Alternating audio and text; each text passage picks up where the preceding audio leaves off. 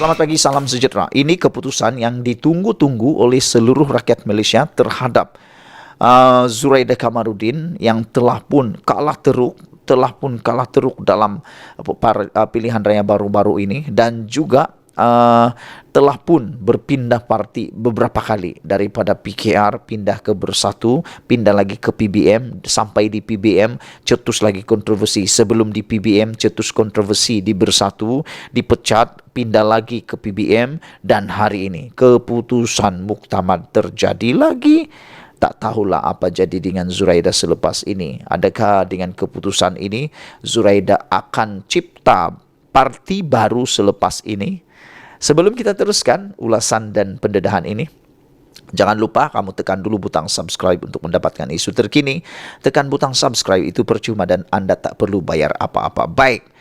Yang mengejutkan, yang malang duka cita buat Zuraida Kamarudin ialah apabila disahkan hari ini, pada waktu ini, Zuraida Kamarudin bersama 10 orang yang lain dipecat oleh PBM.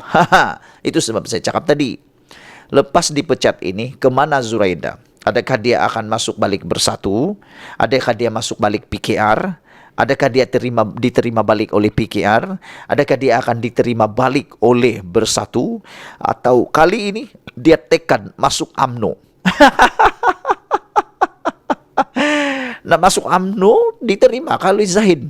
Saya harap Zahid janganlah terima Zuraida, karena Zuraida bukan ada apa-apa pun, parti politiknya bukan, maksud saya bukan ada kerusi pun, tiada kepentingan untuk UMNO. Bahkan takut nanti berlaku lagi perebutan kuasa presiden seperti yang berlaku dalam parti PBM sebelum ini. Kamu rasakan Zuraida akan kembali semula di mana? PKR, Bersatu, atau dia akan masuk UMNO? Kamu rasa dia masuk mana? Atau tiba-tiba dia masuk parti yang lain, masuk PASKA, macam tu. Sila tinggalkan komen kamu. Kamu rasa dia pindah di mana? Pertama. Yang kedua, kamu rasa di mana dia patut pindah? Kamu tinggalkan komen kamu. Dan yang keempat, soalan saya ialah, adakah memang sesuailah Zahid Hamidi pula? Adakah Zuraida sesuailah dipecat daripada PBM? Dan adakah dengan pemecatan ini akan menyebabkan ada perbicaraan di mahkamah secara besar-besaran, yang juga akan menyebabkan PBM melanggar perlembagaan ROS dan akan dibubarkan pula. Itu kamu punya kerja rumah. Tinggalkan komen, buat kajian sikit, kamu bagikan kamu punya jawaban. Hari ini sah PBM memecat Zuraida dan 10 yang lain. Parti Bangsa Malaysia hari ini memecat Zuraida Kamarudin yang dikatakan bakal presiden parti itu dan 10 anggota lain. Ini di tengah-tengah pertikaian kepimpinan dengan Presiden Pengasas PBM Larry Sheng. Sementara itu, timbalan Presiden PBM Haniza Talha dan Ketua Wanita Daroya Alwi telah dilucutkan jawatan tetapi kekal sebagai ahli parti.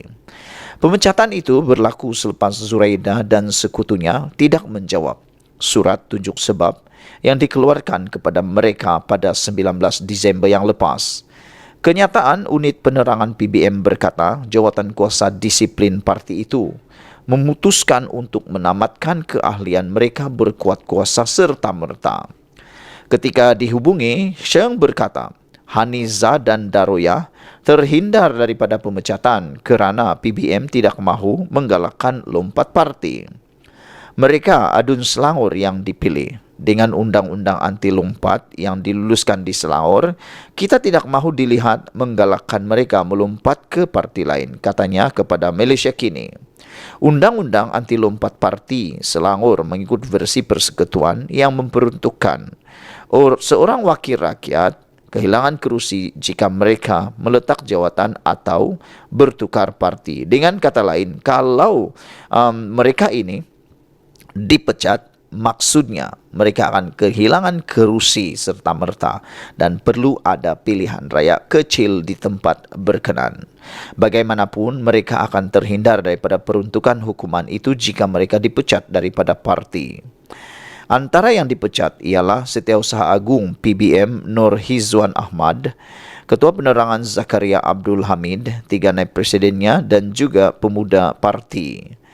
Perhimpunan Agung Tahunan pada PBM pada awal Oktober lalu telah memutuskan bahawa Zuraida yang dianggap bakal presiden parti secara rasmi akan mengambil alih kepimpinan parti daripada Sheng.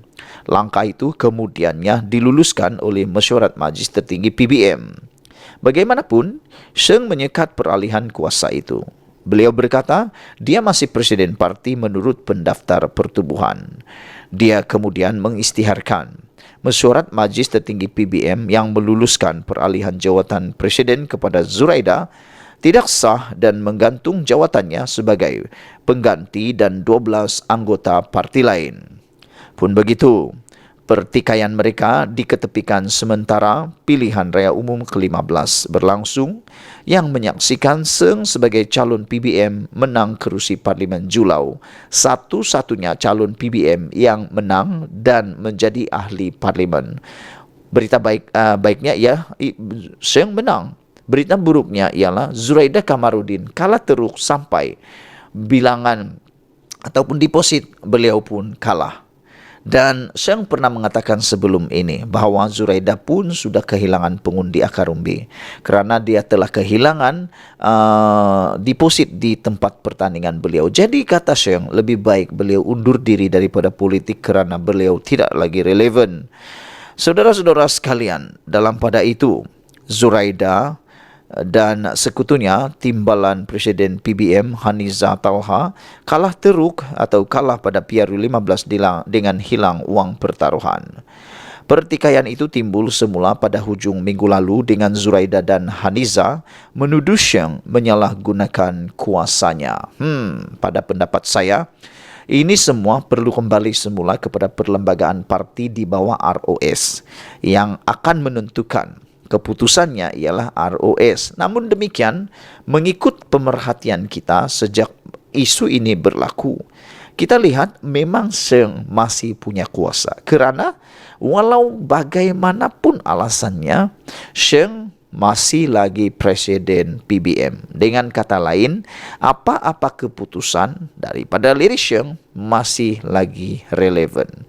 Dan Zuraida pula, kita nak ucapkan selamat tinggal untuk PBM. Kerana apapun alasan Zuraida, beliau pasti sudah pun dipecat. Cuma nak mahu menang lagi, kena bawa kes ini ke mahkamah. Jadi, di mana-mana Zuraida datang, pasti ada kontroversi panas. Di Bersatu dulu ada, PBM pun ada. Kali ini dia dipecat. Sebelum kita berpisah, kamu jawab dulu soalan awal tadi.